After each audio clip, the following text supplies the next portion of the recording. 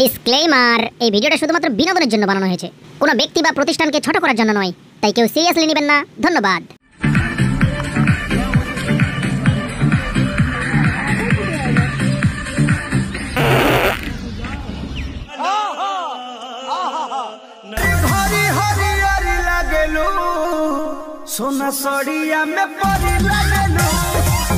তো গাইস, অস্থির বাঙালির অস্থির এপিসোডে আপনাদেরকে স্বাগতম। তো আজকে দেব ঝাঁকানাকা হালকার উপর ঝাপসা, যা দেখে আপনাদের মন একেবারে জুড়াই যাবে।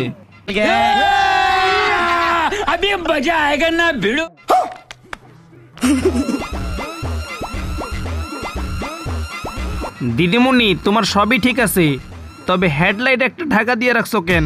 ওইটাও ওপেন করে দিতা। সঠিক বলেছেন, আপনার বুদ্ধি ভালো।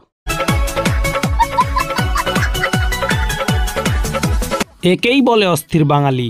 এক পা কবরে চলে গেছে, তারপর ডান্সের স্টাইল দেখছেন, পুরাই হাঙ্গামা।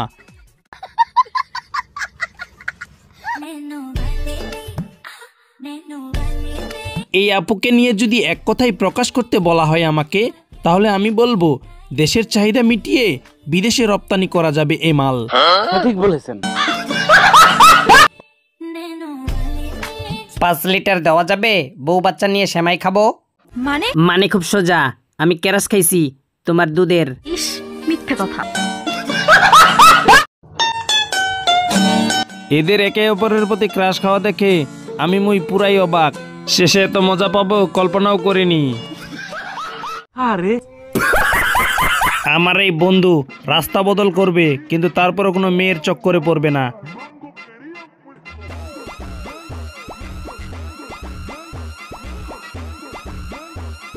আমার দেখা সেরা একটা ভিডিও, যা দেখলে আপনিও অবাক হয়ে যাবেন।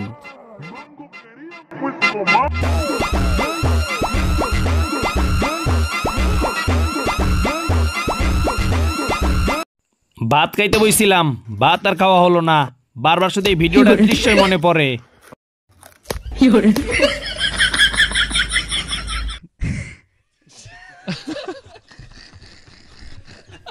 কি বলবো, যাই হোক। অস্থিরিতর বাঙালি যখন সায়রা মুভির সিন রোস্ট করে।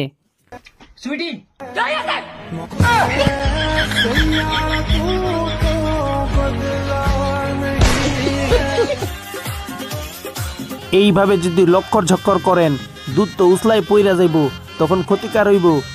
এমনিতেই কিন্তু দুধের বাজারে আগুন। ঠিক বলেছো। কথা কি ক্লিয়ার না ভেজাল আছে? ক্লিয়ার।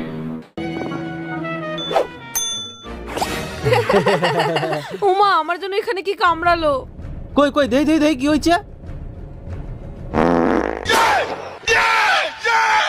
এত পাদের গন্ধ। তো বন্ধুরা, সময় হয়ে গেছে ভিডিওটা শেষ করার। তো আজকের মতো এ পর্যন্তই।